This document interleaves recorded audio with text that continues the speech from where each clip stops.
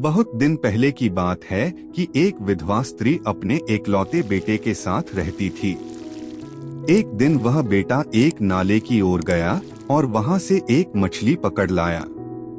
घर आकर उसने वह मछली पकाने के लिए माँ को दे दी। उस मछली को देखकर माँ बहुत खुश हुई और तुरंत ही उसने उसको एक बड़े बर्तन में पानी भरकर उबालने के लिए आग पर रख दिया।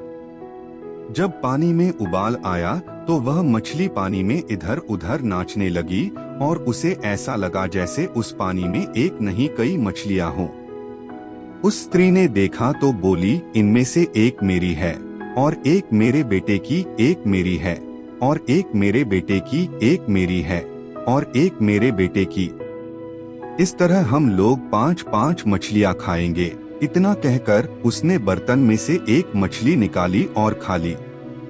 खाने के बाद उसने बर्तन में झांका तो यह देखकर वह बहुत दुखी हुई कि उसमें तो अब एक भी मछली नहीं थी।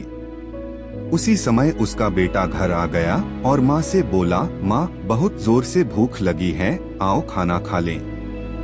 माँ खाना तो ले आई पर बेटे को उसमें वह मछली कहीं दिखाई नहीं दी जो वह पकड़ कर लाया था। सो उसने माँ से पूछा, माँ उस मछली का क्या हुआ जो मैं लेकर आया था? माँ ने उसे बताया कि वह तो उसने खा ली। यह सुनकर बेटा बहुत दुखी हुआ कि अब वह खाने के साथ मांस नहीं खा सकेगा।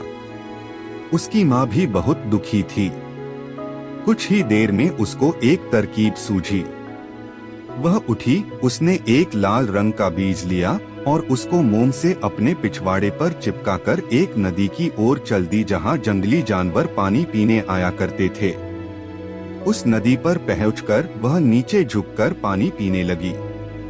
तभी एक हिरन वहां पानी पीने आया पर वह उस लाल रंग के बीज को देखकर डर के मारे भाग गया।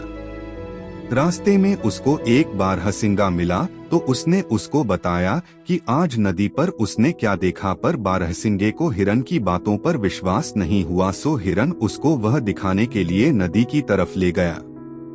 अब लाल बीज तो वहीं का वहीं था। सो उसको देखकर वह बारहसिंगा भी डर गया और वे दोनों ही वहां से भाग लिए। जल्दी ही दूसरे जानवर, जंगली सुअर, भालू, चीते, बंदर, हाथी आदि भी वहां पानी पीने आए पर वे सब भी उस लाल बीज को देखकर डर गए और भाग गए। जब वे लाल बीज के डर की वजह से पानी नहीं पी सके तो उन सब ने मिलकर एक मीटिंग की कि उस लाल बीज का क्या करना चाहिए जो उस स्त्री ने अपने पिछवाड़े पर चिपका रखा था। तय यह हुआ कि बंदर वहां जाए और उस लाल बीज को उस स्त्री के पिछवाड़े से हटाए। सो बंदर धीरे धीरे उस स्त्री के पीछे गया और जैसे ही उसने उस लाल बीज को उसके पिछवाड़े से हटाने की कोशिश की कि उसका हाथ उसके पिछवाड़े से चिपक गया। वह डर के मारे चिल्ला पड़ा। उसकी चीख सुनकर दूसरे जानवर भी डर गए और इधर उधर भागने लगे। इतने में एक हाथी उसी तरफ आ रहा था। सबको भागता हुआ देखकर वह भी दौड़ पड़ा। कई जानवर इस भागा दौड़ी में मारे गए और कई जानवर उस हाथी के पैरों के नीचे आकर मर गए। उधर भागते समय हाथी का पैर एक बड़े पेड़ की जड़ में फंस गया जिससे उसकी टांग टूट गई और वह भी गिरकर मर गया। वह स्त्री घर गई और अपने पड़ोसियों को बुला लाई।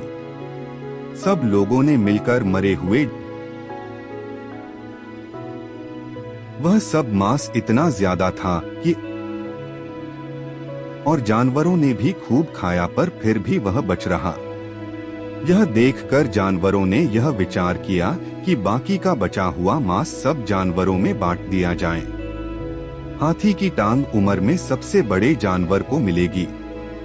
काफी सोच विचार के बाद यह पाया गया कि उन सब जानवरों में सबसे छोटा छंगबई चूहा उम्र में सबसे बड़ा था। सो हाथी की टांग उसको दे दी गई।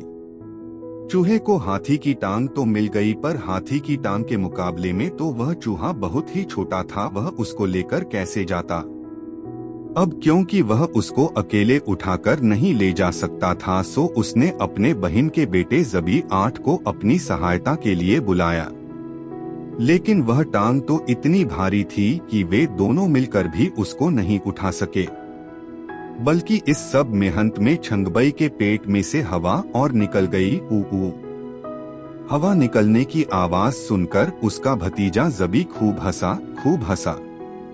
जबी को हंसता देखकर छंगबई को इतना अधिक गुस्सा आया कि उसने उसके पिछवाड़े पर एक जोर का हाथ मारा। बेचारा जबी गिरते गिरते बचा। फिर उसने हाथी की टांग के पास ही एक गड्ढा खोदकर अपना बिल बनाया और वहीं रहने का विचार किया।